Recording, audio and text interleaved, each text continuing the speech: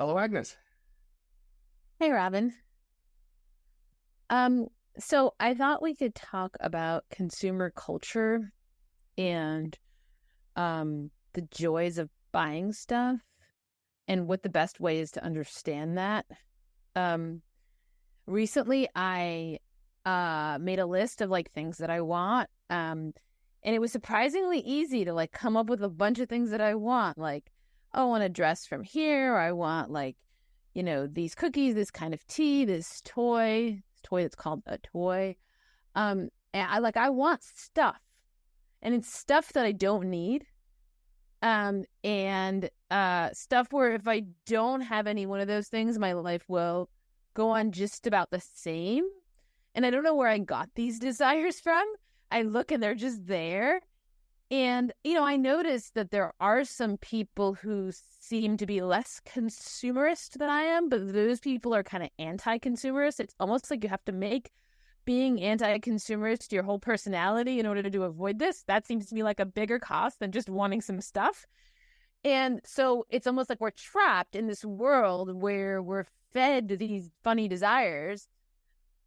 But even as I put the problem that way, I'm sensitive to something, which is that I'm characterizing it in a negative and moralistic way, or it's very tempting to do that. And, it's the thing that really strikes me more than anything about capitalism, the word, is how moralistic people are about it.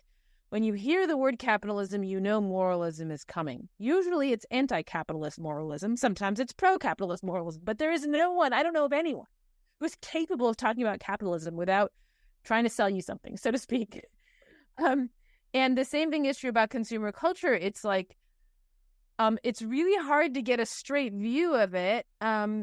People who like Thorstein Veblen or Kenneth Galbraith, who are describing this phenomenon of conspicuous consumption, of desires that are produced by production. There's just this distaste that you can read in the very text. And it's like we have trouble getting the phenomenon in view because we feel like we need to either censure it or praise it. I agree. So it's just important to notice this is one of the most distinguishing features of our world compared to the world of people centuries and thousands of years ago. It's a feature that we individually seem to value a lot in our world. That we spend a fair bit of time and energy involved in it. And we seem to treasure it.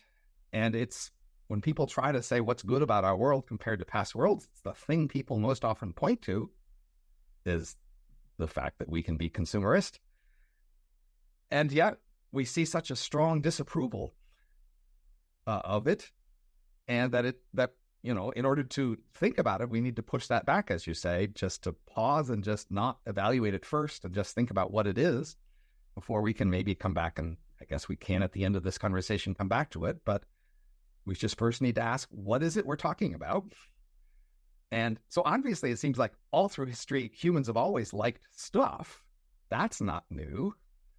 They just haven't had remotely as much stuff available as we've had. And they haven't, if they had thought a lot more about what stuff they wanted, it wouldn't have helped them that much because they didn't have that many options and they didn't have that much to buy stuff. So the thing that's different about us is we can put a lot more time and energy into stuff and experiences and think a lot more productively about what we might want. And we do spend a lot more time on that. And we like it. And then there's this interesting phenomena where we seem to like it more than just the fact that we eventually get stuff from the process of wanting stuff and trying to acquire this stuff. We like the whole search process, the process of thinking about what we want, making lists of what we might like, choosing among different options, going out and maybe, looking more closely at them and finally making a choice and then admiring the things we've got and making a whole shelf in place of the things we got and pointing to people to the things we have and comparing them to other people's stuff when we go to their places. We love all of that stuff. Okay, it's just obvious, I'd say, that a lot of people like all that. And then when we discuss it, they're very embarrassed, really, about it, as if it was like a sexual fetish that they, in a society that disapproved of that fetish. They like it, but they don't want to own up to it, and they want to disapprove of it if they can. Right. Like if you contrast the joy, and it really is joy that people take in nature, like people like to be out in nature, they like mountains and hikes and things, that those desires are just thoroughly approved of by society, just stamp of approval over and over again. You can feel very free to say, I just love being out in nature, and nobody's going to censure you for that. But if you say I love shopping, that's right. Just, that's now a guilty pleasure of some kind. Even notice often people in nature collect.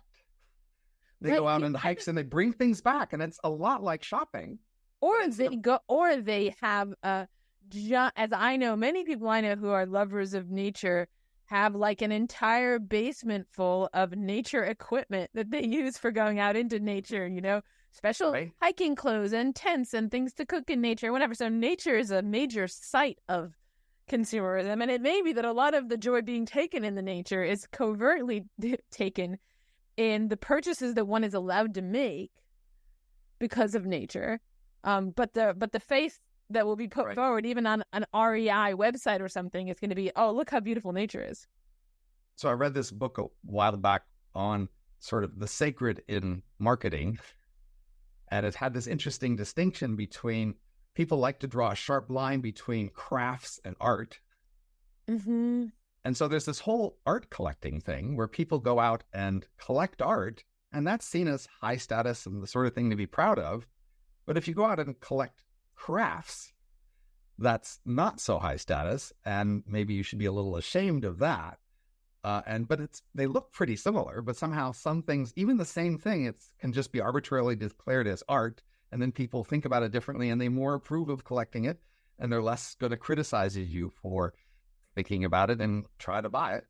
But even craft is better than, like recently I saw on Twitter or Blue Sky, someone said, nobody ever gets just one demi-tasse cup, like a little tiny China is. You have to have like a collection. And I thought to myself, I have just one tiny demi-tasse cup that I got once on eBay. Should I start a collection? Maybe I should be buying more of these. I had this thought immediately. I'm like, should I be buying more of these?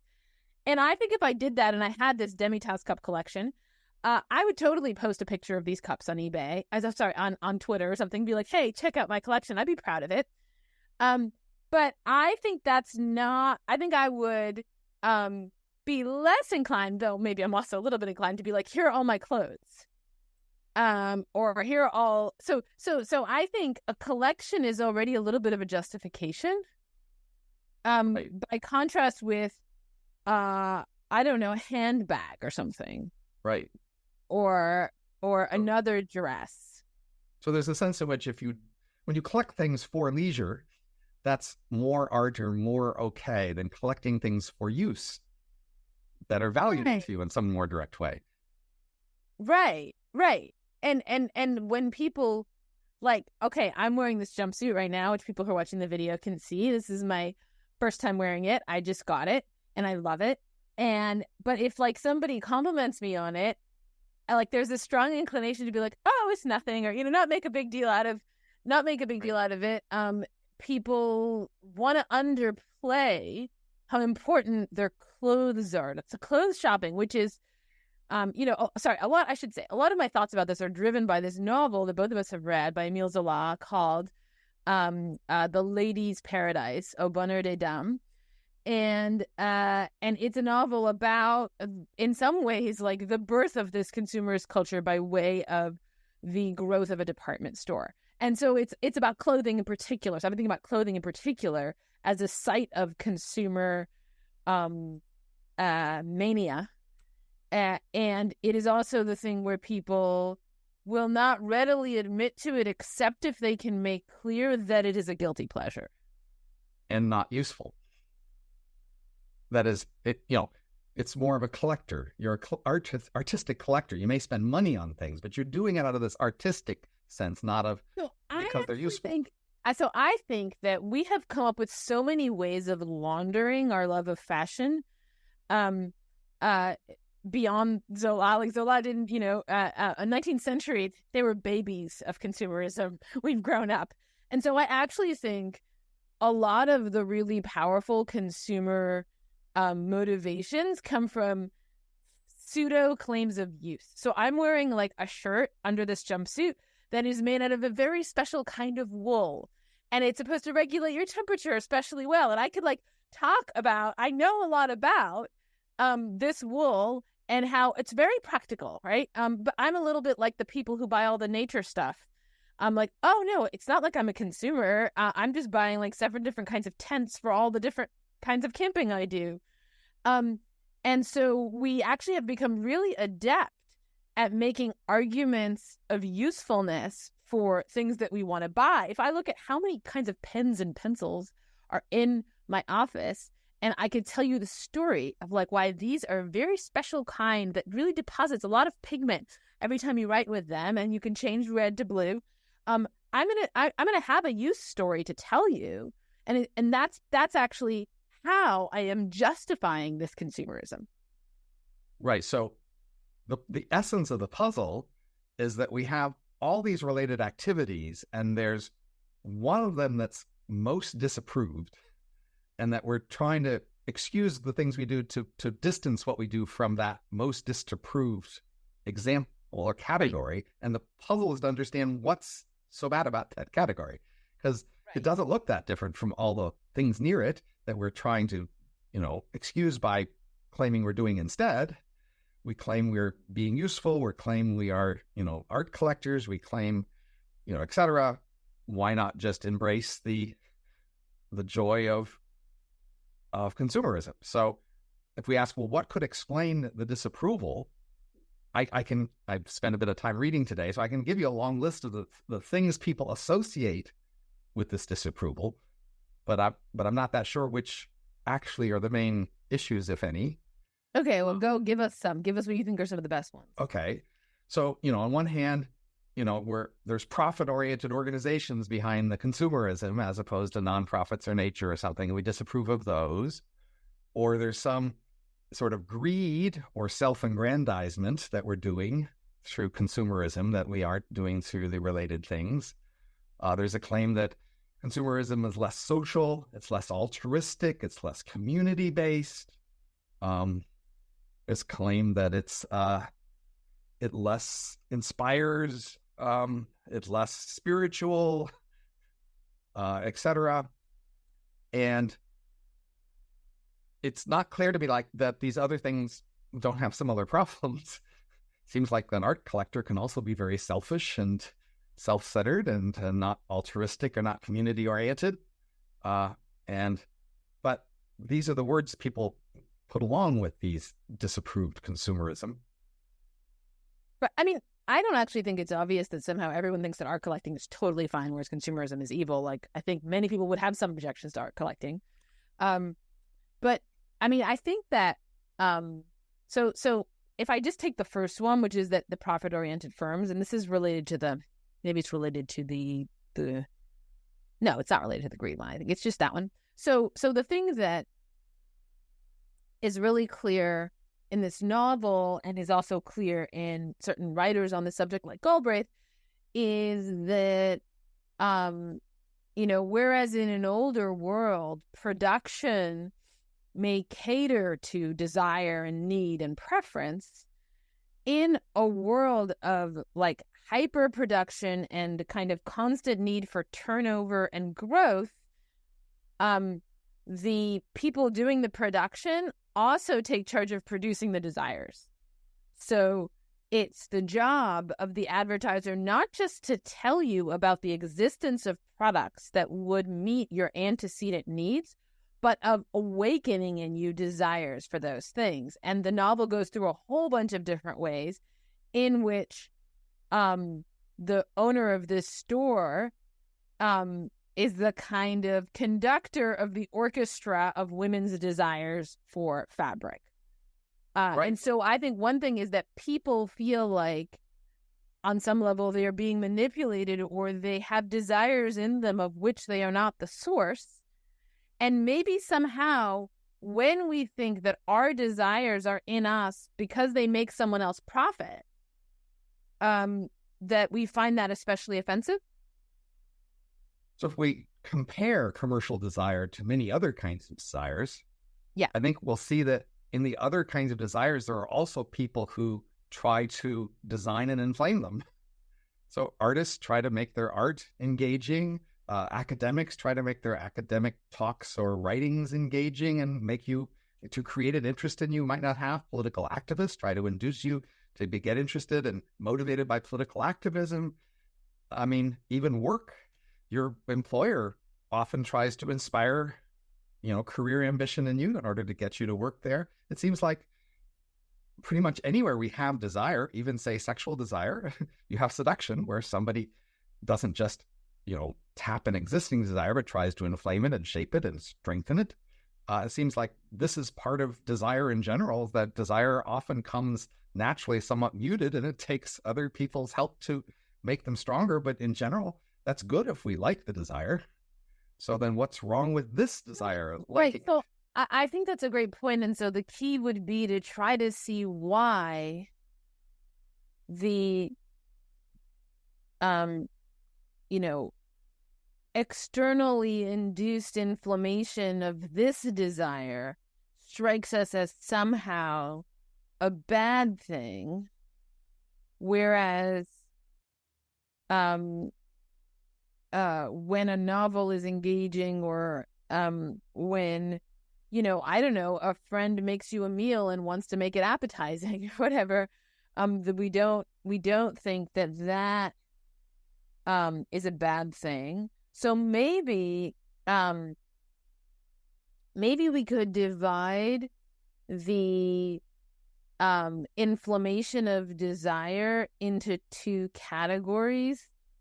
In one case, it's done for ends that we think are kind of internal to the process of having that desire. I know this is a distinction you don't like, but it's kind of proves important in a lot of places where you don't see a difference. This is the difference. So it's sort of like there's something in you that is half grown, and the other person is helping it come to full growth. And the only reason they want to do that is so that it can be in that fully grown state. It seems like in the commercial cases, the shop owner doesn't actually care whether your desire comes to any kind of fruition. He just wants it to grow so that you'll spend money. And if he could somehow make you spend money without making it grow, he would do that. Whereas the friend who wants to get you to eat their food and is trying to make it appetizing, if it turns out you'd be willing to eat it just to make them feel good, that wouldn't be just as good for the friend. They want you to eat it out of appetite. I mean, I accept that many people use this category when they're making moral judgments. I might want to argue them out of that is to help them realize that, in fact, those sort of motives exist all over the place. So, a teacher at school might try to motivate you to be a student, but that's part of how they have their job and they get paid. And someone making a movie tries to motivate you to be excited and interested in their movie, but that's how they get paid for their movie. An academic gets paid to be an academic. I mean, pretty much all of these other people who are inspiring you have various material interests, including your friend, in your enjoying your experience with them. So I think we systematically deny that, and we accept all those people's roles in our lives insofar as we can deny it. But we cannot deny it in the case of Octave Mouret, I think we could. We choose not to. So, for example, think of Disneyland, which I think is a lot like this story about this first department store, a space more recently that someone creates in order to inspire people to come there, to have a different feeling when they're there, to have desires that didn't exist before this sort of desire was created. I mean, there's definitely a sense in which he had to make a profit in order to make Disneyland work, but there's also a sense where somebody like Disney was driven as an artist to create a thing, and that the business was secondary in some ways. I think many people see Disney World that way, and those people go to Disney World regularly for that reason. And they don't see it as being of a piece with other kinds of capitalism. They think, no, here I'm experiencing the meaning of Disney World or the meaning of childhood or fun or whatever. And they think that Walt Disney was a kind of architect of that, who believed in that. Even say Steve Jobs. Sorry? Like Steve Jobs say, if you see him as an artist or a great entrepreneur and inventor, then you can enjoy his iPhone by the fact that it's this innovative product that changes your desires and what you get out of life. So in effect, I'm just agreeing with you that it's possible to have that attitude towards things that you spend money on. But as a matter of fact, with respect to many of the things that we spend money on, with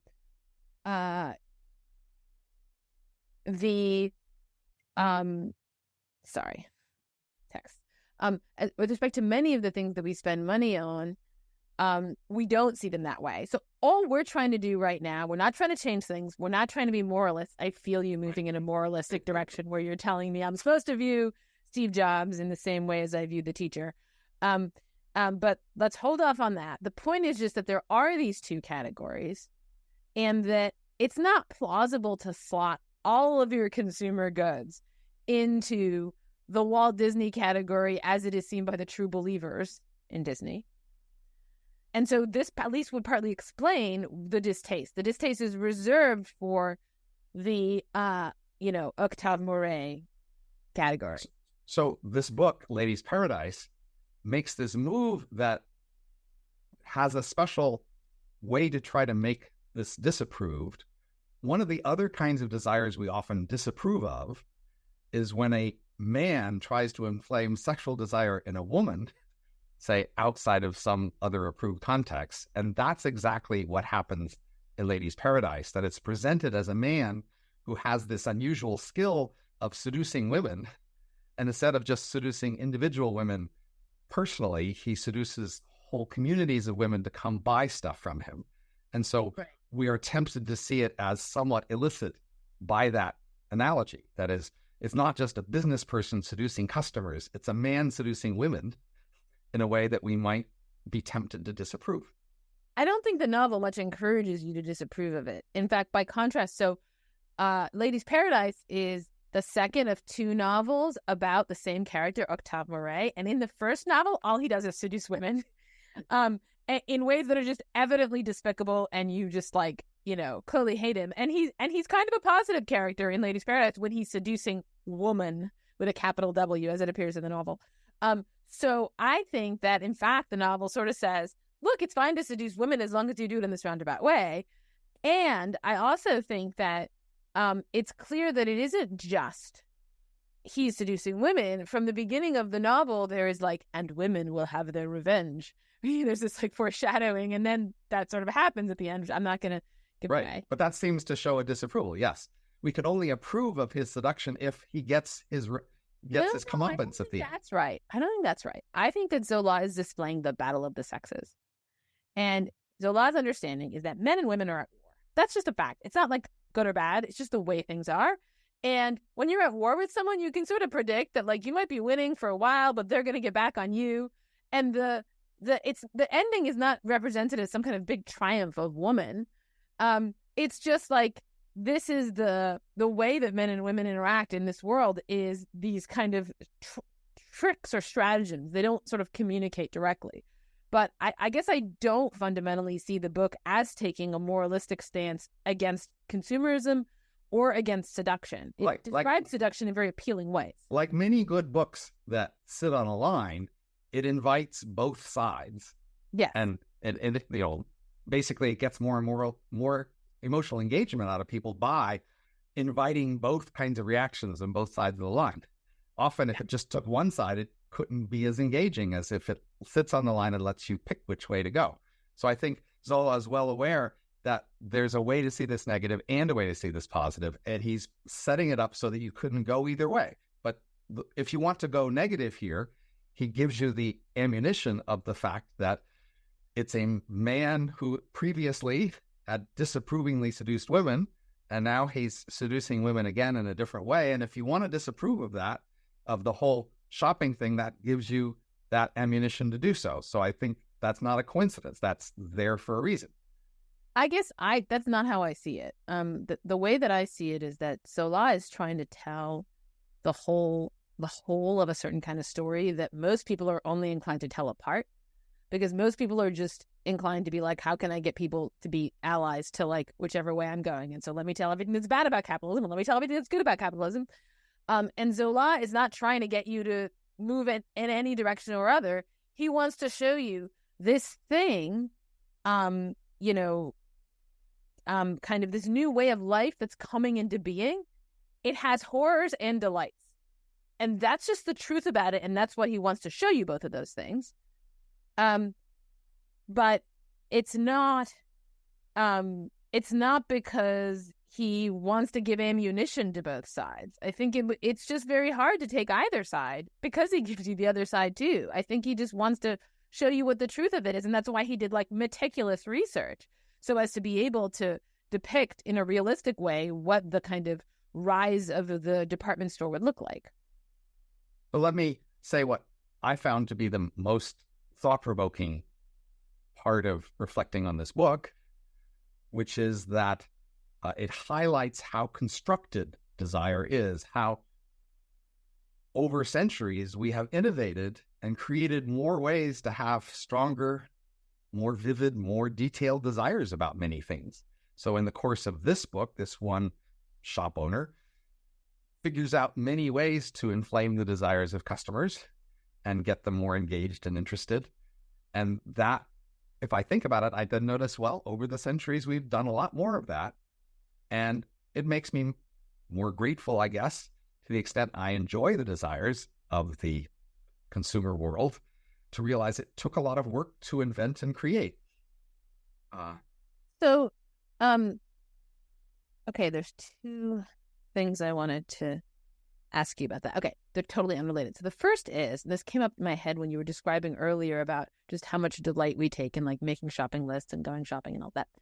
So here's something I've noticed in myself, which is like, since I'm working on my computer, and then every once in a while I'll like get distracted by going over to eBay and seeing whether is there something from like a brand I like that's on sale. And what strikes me about this movement that I make is that when I'm on when I click onto the eBay site, I feel this sense of relief and inner calm, this kind of peacefulness and safety that I'm just like, where does this come from? It somehow feels like I've taken a drug. But like while I'm working on my essay and I'm making arguments, I'm stressed and I'm anxious and I'm in a dangerous world, but I enter the website of eBay and all of a sudden I feel safe. So what is that? Why does consumption make us feel safe in particular? So I'm struck by the mental comparison between what it feels like to walk through a museum and what it feels like to walk through a shop. It's like many shops are next to a museum. So the items in a museum are far more valuable and striking and important than the items in the museum shop. But there's a special pleasure in the museum shop because each thing you could touch and take it home with you, you see. And there's just a strong pleasure and comfort from the knowing that in this space, you have this power to choose a thing and take it. And then it would forever be wherever you wanted it. At your beck and call, you could show it off to people. You could admire it. It would be yours. Yeah. Okay, good. So somehow it feels empowering to think that all of these things could be mine. And that maybe that feeling of empowerment captures the sense of sort of safety or calm that I feel. Have you ever been into a store that was just so expensive you couldn't plausibly imagine ever buying any of it? It feels a little different, doesn't it? It doesn't feel quite so safe. And so there's something else, which is that here is a world that is utterly dependent on my choice, right? So it's like, suppose that I have to write an email to someone in which, as I recently did, in which I try to get them to talk to me about Zola. And I'm like, oh, I'm sorry, you must be so busy. Please talk to me. You don't have any reason to. You don't know who I am. But and it's like awkward and uncomfortable. And it's not just what I want, it's also what they want. And I have to sort of sell myself to them so that they will want to talk to me. And shopping is so not like that, because it's like, you're just like pointing to things like, I'd like that and that and that. And you have this, it's all down to you. And so this feeling of autonomy that you have, of being nothing but a pure will.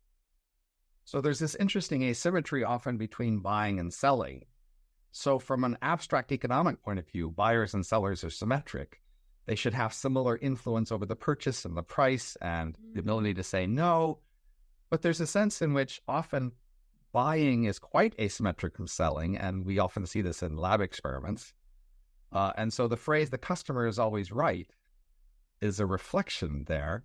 There's a sense in which what you're doing as a buyer is entering this buyer role, and part of the buyer role is that you will always be right. And the whole point is we are indulging you, and the seller is not being indulged here.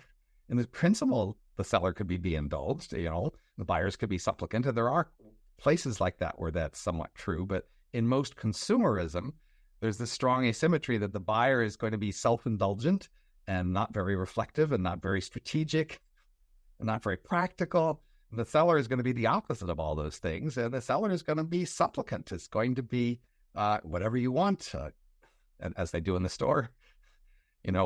Anything else, ma'am? Can I help you? Right? And completely at your beck and call, even though in some abstract sense, it's a symmetric relationship. So, an interesting fact, one of the shopping experiences for me that least had this feeling of safety and calm is when I spent a couple of days, maybe it was as much as a week, in Tibet, in Lhasa, the capital of Tibet. And my husband's favorite thing was this outdoor market, okay, where everything was haggling. You had to haggle for everything. And if you just looked at something for more than a second, the person would be trying to sell it to you. Now, this was like my husband's favorite thing. He loved this. And he was like, come on, let's just find stuff to buy so I can haggle, because he really enjoyed the process of haggling. But I, for all that I loved shopping, hated it. It made me so uncomfortable. It made me feel like my eyeballs were being watched anytime I looked at anything. And I felt the opposite of the kind of safety that I feel on eBay. And I guess that's like normally, and this was one of Octave Mouret's innovations, was fixed prices. Right. Haggling was the norm in shopping, right? Right. Because people would walk into a store already knowing how much money they could spend on some purchase, and then they would, try to negotiate with the store owner. And he's like, no, we're just going to write down prices and put them on everything, and those will be the prices. And people are like, wow, just, well, why would you do that? But it turns out that fixed prices make people relax, like people like me. Right. It's not you're not fighting for it. You don't have to be on guard and strategic and planning to, your strategy of how you're going to fight and negotiate. But you don't want to be in that mode then.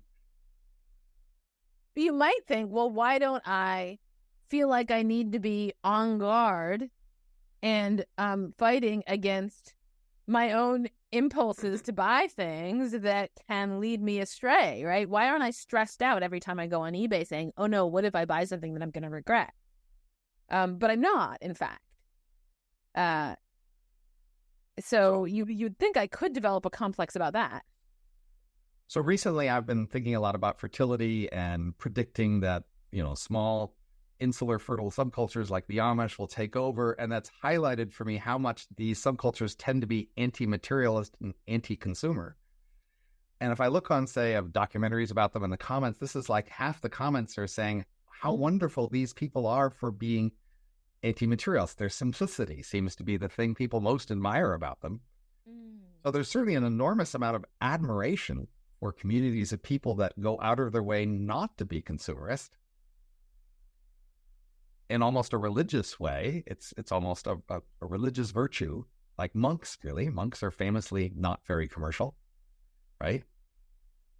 Yet we seem to enjoy it so much. So it's almost like coded somehow as a selfish pleasure. And these other alternative things are less selfish, I think, in some fundamental way. We just coded consumerism as fundamentally selfish. Okay, so here's like a way in which, this was going to be my other question for you, a way in which I think you're, at a personal level, more in touch psychologically with the anti-consumerist attitude than I am. I'm just more of a consumer than you are.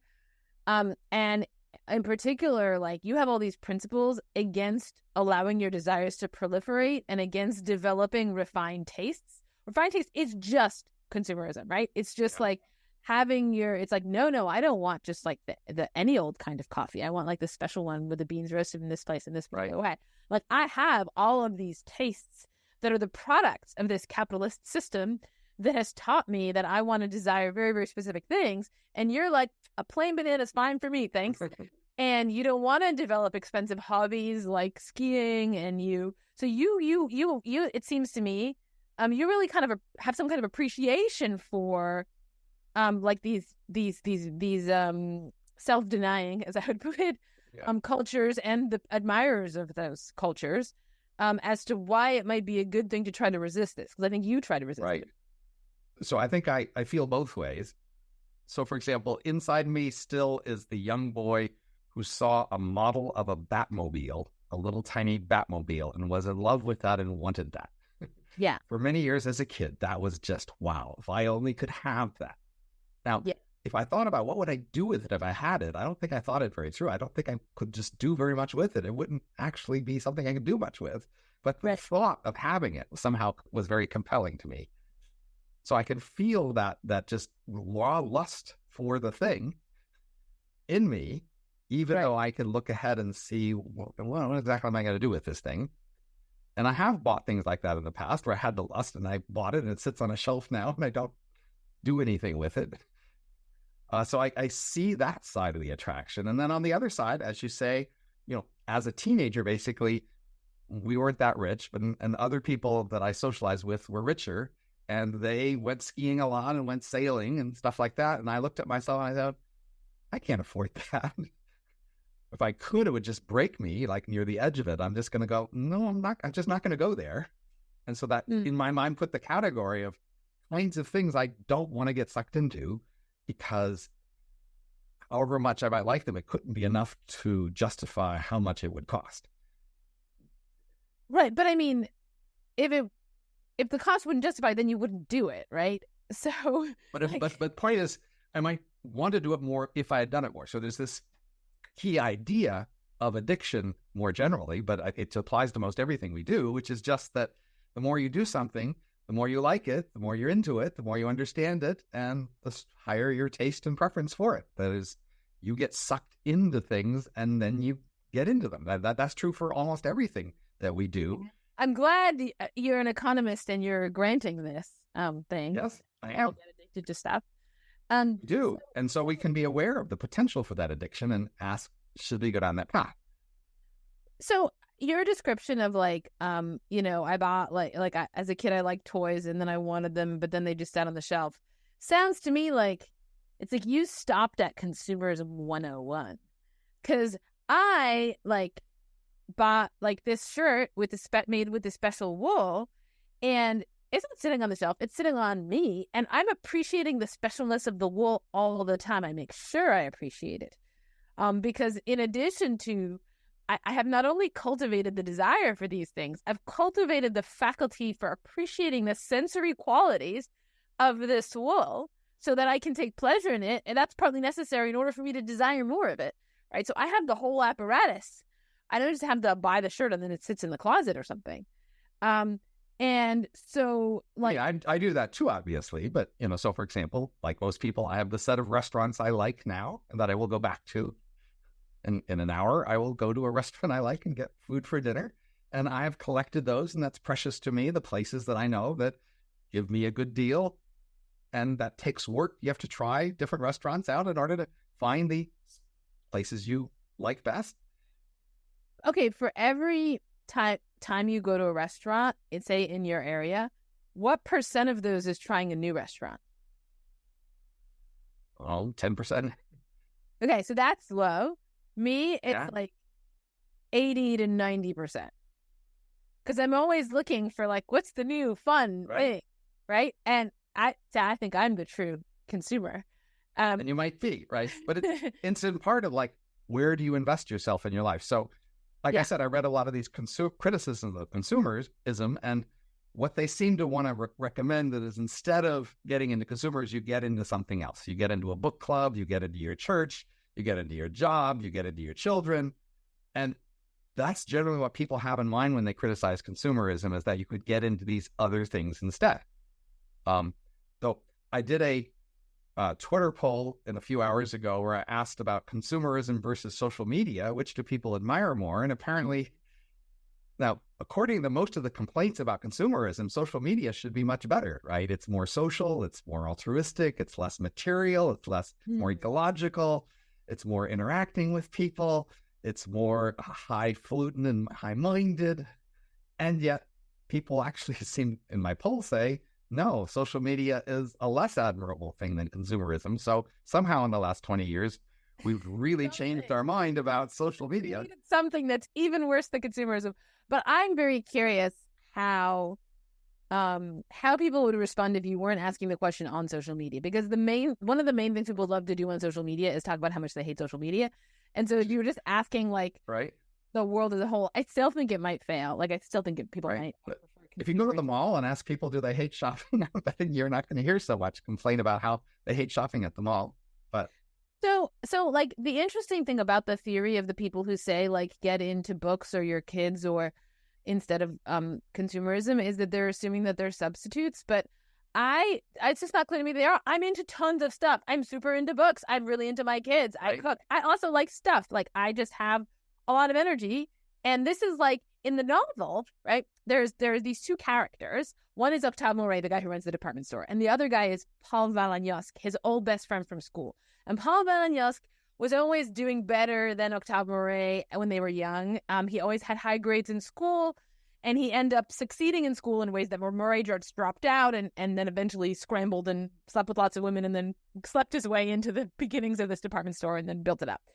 And Valagnosc eventually got some kind of job in the ministry where he gets some small salary and kind of going through the motions. And Valagnosc is like this Schopenhauerian pessimist who thinks nothing is really valuable or significant. And you almost get this sense that like you have to make a choice between life and not life. And the choice of life is the choice of shopping and pleasure and fun and also every other kind of activity and aliveness. And then on the other hand, there's just like scoffing at all of that, but it's somehow like a package deal. Right. Anyway, that's what Zola is suggesting. I think so. So I'm struck by the analogy with just language and vocabulary. That is, smaller communities of language have fewer words in their vocabulary, and they have fewer words for emotions. And there's a literal sense in which when your language has more words for emotions, you can feel more different kinds of emotions. That is, often you can't really validate a feeling unless you have a word for it. And then you can say, this is how I feel. And then you can feel it and know that you're feeling it because you have that word. And that sense in which a larger vocabulary with more emotional words means you can have more emotions. I think in this commercial world, as the commercial world gets larger and richer, you can just have more kinds of desires. There are more kinds of feelings you can have in this commercial and more kinds of satisfaction. And I don't think it's like a zero-sum thing. I think it's a richer world where you can just be more and do more. There's a sense in which someone who has access to a rich commercial world, they can just have more kinds of commercial experiences, more subtle variations in them. They can know that they have and have more words for them. And this is the thing to celebrate about the evolution of the commercial world. We've just gotten much better at that. And in our book, Elephant in the Brain, we go to the analog of words in advertising. We say, advertising lets you express more different things about yourself, because what ads do is they associate each product or service with some type of person who uses it. And so when you use that product or services, then you can basically tell the world, I'm this type of person. So the more kinds of ads there are, the more kinds of people you can be and tell yourself you are. And that's a way in which our world is enriched. That is, you can just be more kinds of people to the people around you by having products and services in a world where they have seen more ads, where they have more associations with those things. Okay, but you can talk the talk of this consumer culture, but I want to go back to whether you're walking the walk in terms of the banana philosophy, as I like to think of it, that you have. And so we go back to why you don't want to develop a taste for skiing or all these various things. We have to say, well, look, as you increase your set of desires and all the satisfactions that are open to you, you also increase all the frustrations you can have, right? So you can sort of open this Pandora's box of desires, and it comes with it more kinds of pain and suffering that are possible for you. And so when you're deciding whether or not to open it, I guess you're deciding, are the possible upsides worth it to me when I consider the possible downsides? And your answer, by and large, in many contexts, is no, it's not worth it.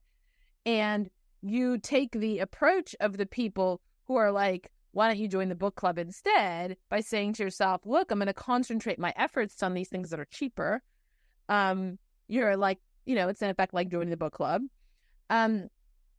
And so there must be a case to be made for that, right? I want to hear that case. I want to hear the talk that corresponds to your walk as to why one would, what's the justification of having a kind of emphasizing the negative.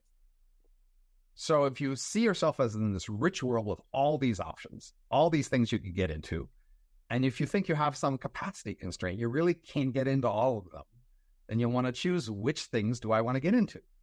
And so I think for me, I have, gone hog wild into different intellectual areas. As you may know, I've spent my life switching different intellectual areas. I spend a lot of time reading a lot of different intellectual areas. I am crazy diverse and engaging in consuming intellectual thoughts and analyses in a huge range of areas. And then I think I like that. That's how I've specialized.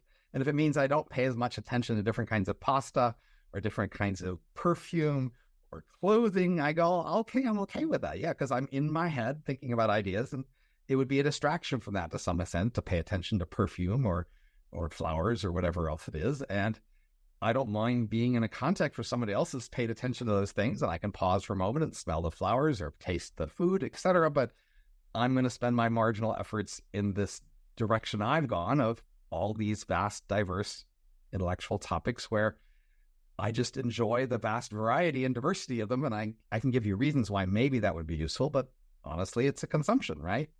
I enjoy it. No, that's interesting, because if I think, well, okay, I also like ideas. And I've also spent a lot of my life learning about like ideas in different areas. And I think it's just the same response that I give to the people who are like, why aren't you spending time with your kids and joining the book club instead of like shopping, which is, well, I'm doing that too. I think I just don't see these things so much as substitutes. I see them more as complements. So for example, let's take three things. I'm reading a bunch of novels by a French novelist. I'm like enjoying the texture of my wool shirt. And I am, like engaged philosophically in a bunch of different issues. And you might think, well, I mean, maybe you could get more philosophy done if you didn't read so many novels. And you might think maybe you could read more novels if you didn't spend time shopping for wool shirts. But I think, well, the fact that I care about wool shirts helps me appreciate the novel. And the novel helps me appreciate lots of different things. But I would say more than anything, actually capitalism. Like I think Zola amazingly succeeds in describing capitalism non-moralistically, and it's the first account of that I've ever seen. And if I hadn't read this novel, I would never have had it. And it's because so I just see all these things as complements to each other. I guess I do see the possibility that you could do one in excess to the point where it would cut against the others, but it's just less obvious to me that they're substitutes. I think the strongest argument for what you're suggesting is the idea that if I specialize in social science, well, that's about people in their lives and their experiences. And so a complement to thinking about social science is to live lives and have experiences of the sort I'm analyzing and thinking about. And that's a reason why I should make sure I do a fair bit of living.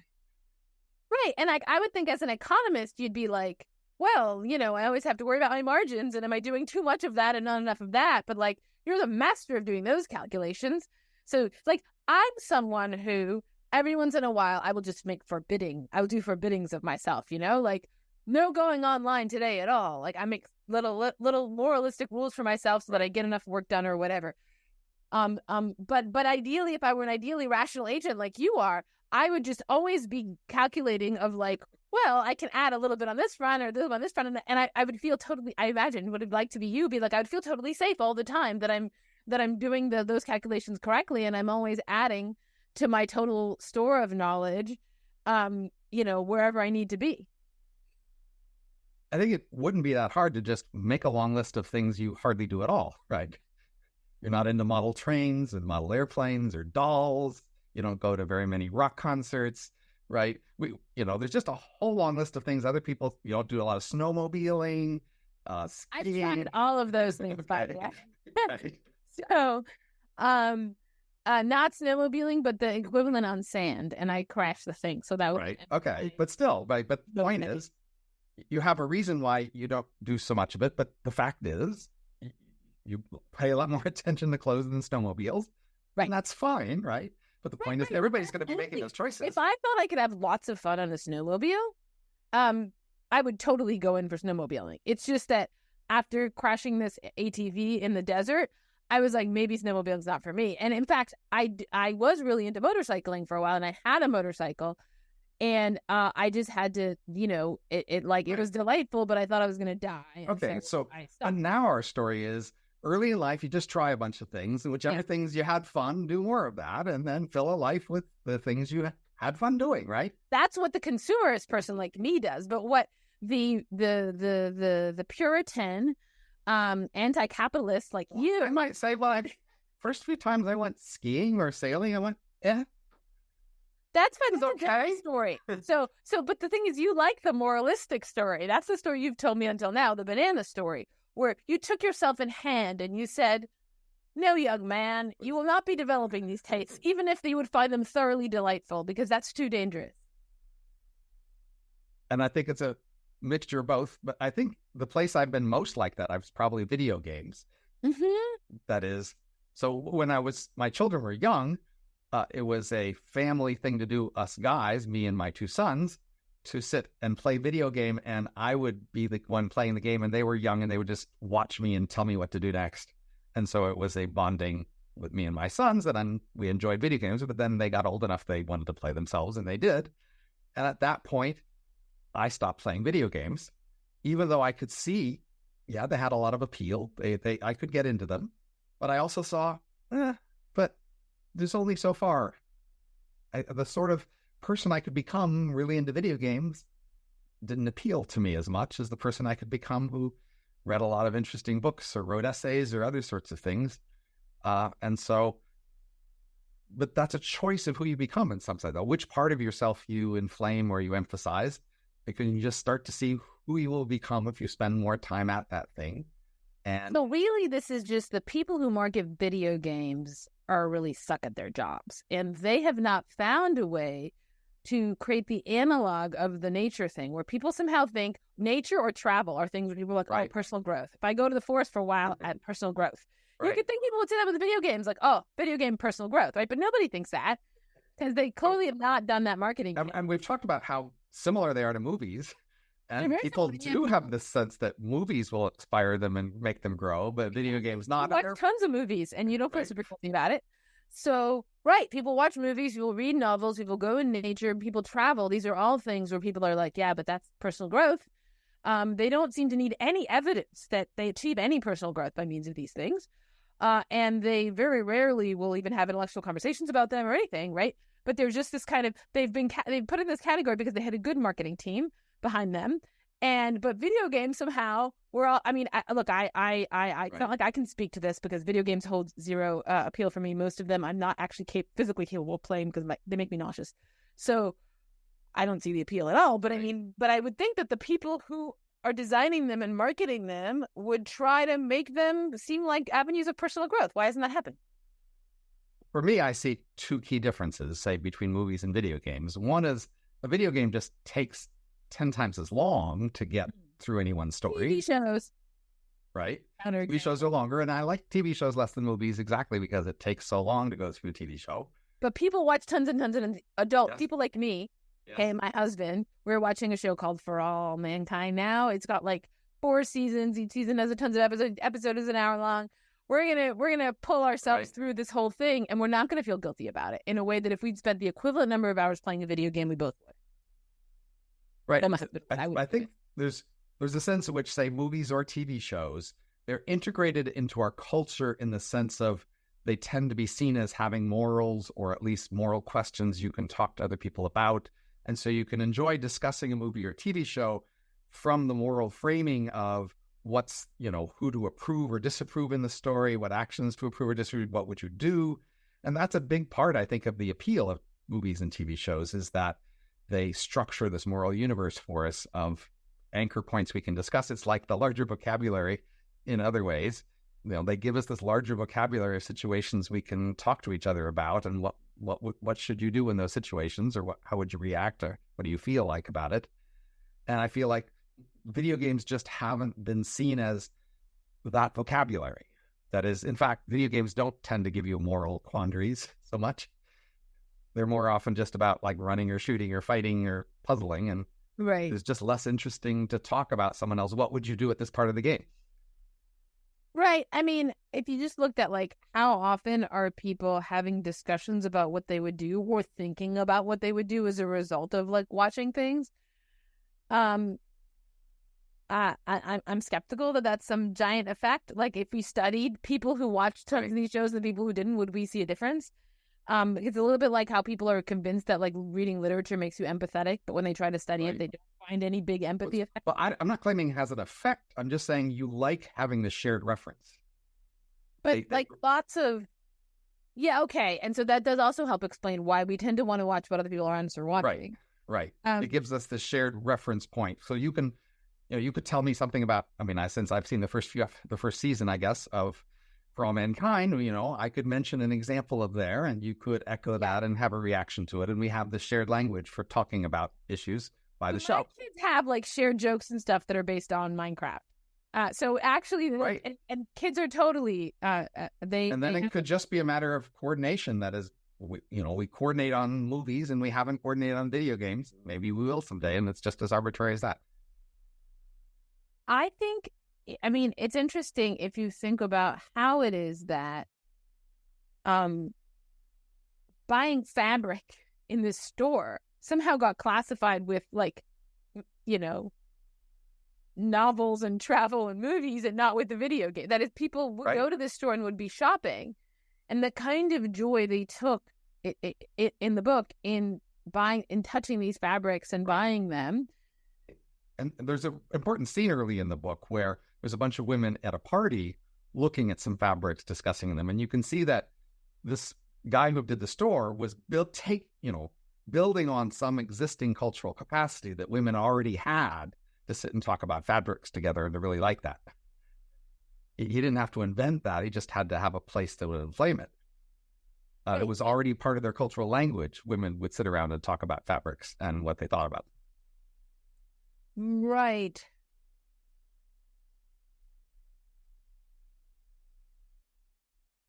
Somehow the fabric seems to them to be like a door onto real life. Like, this is a real thing. This is, like, I'm really going to wear it or something. Even though it's not like the fabric you would use instead if you just didn't put any effort into this at all would be like really similar. Still, there's that feel of reality, and the video game somehow feels like it doesn't connect up to reality. It's like a bunch of guys mansplaining automobile repair or something. These women splained fabrics because they had a personal pride in knowledge and understanding of fabrics, and that was something they cared about. Right, but it also had to, that kind of shared attention and knowledge could only land on some things and not on others. Like, it could land on fabrics. Right. What the novel suggests is partly because these fabrics were then used by the women to decorate themselves, to like make themselves beautiful for men. Right. And so the fabrics played a role in this gender. So it's like today, people are more likely to talk about cars than your couches, and dresses are more visible. Like, dresses are part of their visible persona to the world. So they were very interested in sharing opinions about the way they presented themselves. Right. So I think we're about out of time. Oh, yeah. Okay, we should probably stop then. Okay. Well, nice talking. Yeah.